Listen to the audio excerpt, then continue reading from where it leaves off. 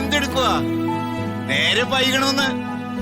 എന്താ നിനക്കത്ര താമസം? വന്ന മനുഷ്യ, നിങ്ങൾ എന്തിനാ ഇങ്ങനെ ധൃതി കൂട്ടുന്നേ? സമയം എത്രയെന്നറിയാമോ? നേരത്തിനും കാലത്തിനും എത്തണ്ട്.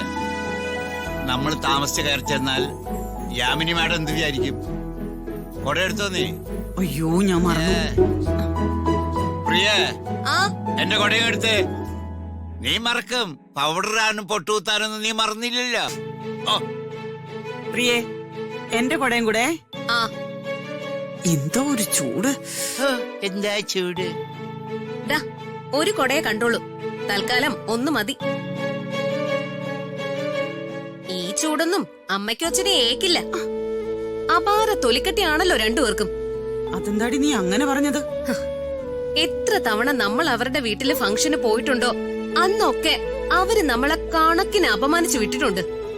എന്നിട്ടും പിന്നെയും അംബിക മേഡത്തിന്റെ വാക്കും കേട്ട് ആ വീട്ടിലേക്ക് പോവാനിറങ്ങിയ നിങ്ങളെ സമ്മതിക്കണം. അതൊക്കെ കഴിഞ്ഞ കഥകളല്ലേ. പിണക്കമൊക്കെ മാറി വർമ്മ സാറ് യാമിനി മാഡത്തിനെ അംബിക മാഡത്തിനെയും നേരിട്ട് പറഞ്ഞയച്ച് ക്ഷണിച്ചതാ. നീ നോക്കിക്കോ, ഇനി പഴയതുപോലെ ഒന്നും ഉണ്ടാവില്ല. അതെ, നമുക്ക് കാണാം.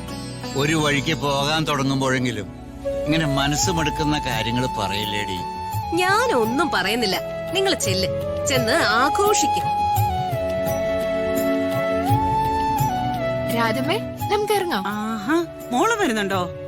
പിന്നെ അംബിക മേഡം പ്രത്യേകം ക്ഷണിച്ചതാ. അപ്പൊ പിന്നെ ഞാൻ വരണ്ടേ? വരണം വരണം, ഞങ്ങൾക്കും ഒരു കൂട്ടായല്ലോ. വായേട്ടാ. അല്ല, പ്രിയയും ശ്രീലക്ഷ്മിയും ഒന്നും വന്നില്ലേ? ഇല്ല, അവർക്ക് വീട്ടിൽ കുറച്ച് തിരക്കുണ്ടായിരുന്നു. ഓ, അവർക്ക് എന്ത് തിരക്ക്? അവരെയും കൂടെ കൂട്ടായിരുന്നു. പിന്നെ ഒരിക്കലാവാം അംബിക മാഡം. അല്ല, വർമ്മ സാറെവിടെ? ചേട്ടൻ ഇവിടെ ഉണ്ട്. ടിവിയിൽ ന്യൂസ് കണ്ടപ്പോഴാ എനിക്ക് സമാധാനായത്. എന്തായാലും വർമ്മ സാറിന് രാജിവെക്കേണ്ടി വന്നില്ലല്ലോ. കുറച്ചു മണിക്കൂർ നേരത്തേക്ക് നമ്മളെല്ലാം ശ്വാസം മുട്ടിക്കുകയായിരുന്നു മീഡിയക്കാര്. അത് പിന്നെ അങ്ങനെയല്ലേ, നിസ്സാര വാർത്തയല്ലല്ലോ അവർക്ക് കിട്ടിയത്. വർമ്മ സാറിനെതിരെ എന്തൊക്കെയോ ഗൂഢാലോചനകൾ നടക്കുന്നുണ്ടെന്നാണ് എന്റെ മനസ്സ് പറയുന്നത്.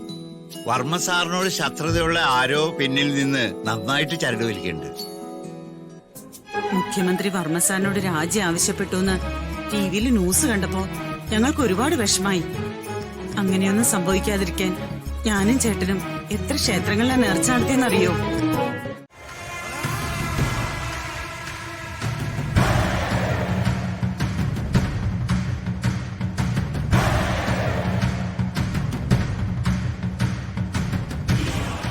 ഇവരെ ചേച്ചി ക്ഷണിച്ചതാണല്ലേ? അതെ.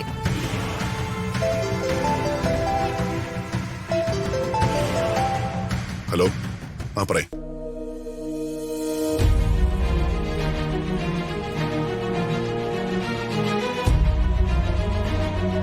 വർമ്മ സാറ് ദേഷ്യത്തിലാവുമല്ലേ?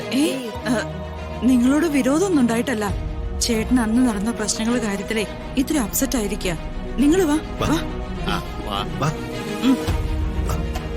രമേ, നീങ്ങി വന്നേ. ഒരുപാട് ഗസ്റ്റുകൾ വരുന്നതല്ലേ. അവരുടെയൊക്കെ മുന്നില് ഋതുമോള് ഈ വില കുറഞ്ഞ ഓർണമെന്റ്സ് അണിഞ്ഞാലേ പ്രതാപന്റെ സ്റ്റാറ്റസിന് അതൊരു കുറച്ചിലാവില്ലേ? ഞാനിത് അണിഞ്ഞെന്ന് വെച്ച് അച്ഛന്റെ സ്റ്റാറ്റസിന് എന്ത് കുറവ് വരാനാ അമ്മായി? എന്നോടാർക്കും പ്രത്യേകിച്ച് ഒന്നും തോന്നില്ല. ഞാനിപ്പോ ഒരു സാധാരണക്കാരന്റെ ഭാര്യയല്ലേ.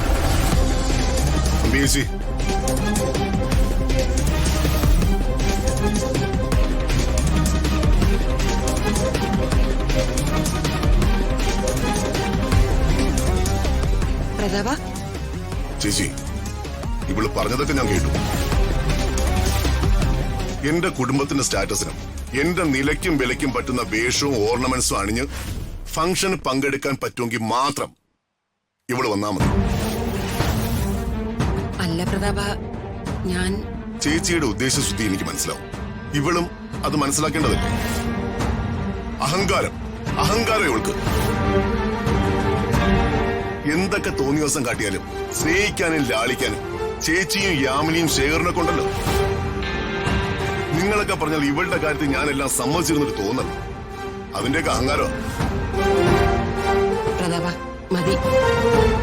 നല്ലൊരു ദിവസമായിട്ട് നീ ഋതുമോളോട് ഇങ്ങനെ ദേഷ്യപ്പെടാതെ. എങ്ങനെ ചേച്ചി ഞാൻ ദേഷ്യപ്പെടാതിരിക്കുന്നു? ഇവൾ എന്നോട് പകവോക്കുക. രാജുവുമായിട്ടുള്ള ഇവളുടെ വിവാഹം ഞാൻ അംഗീകരിക്കാത്തതുകൊണ്ട് അതിന്റെ പ്രതികാരം നടത്തിയവൾ.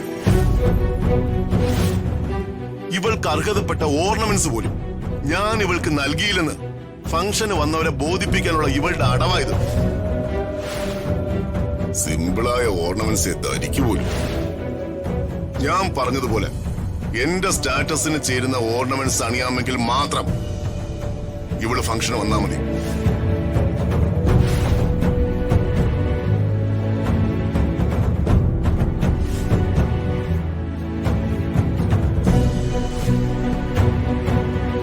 ഋതുമോളെ,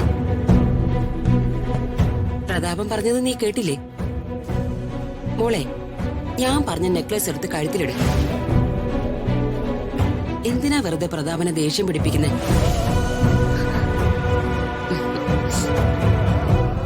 എന്റെ സ്റ്റാറ്റസിന് ചേരുന്ന ഓർണമെന്റ്സ് അണിയാമെങ്കിൽ മാത്രം ഇവള് ഫംഗ്ഷന് വന്നാ മതി.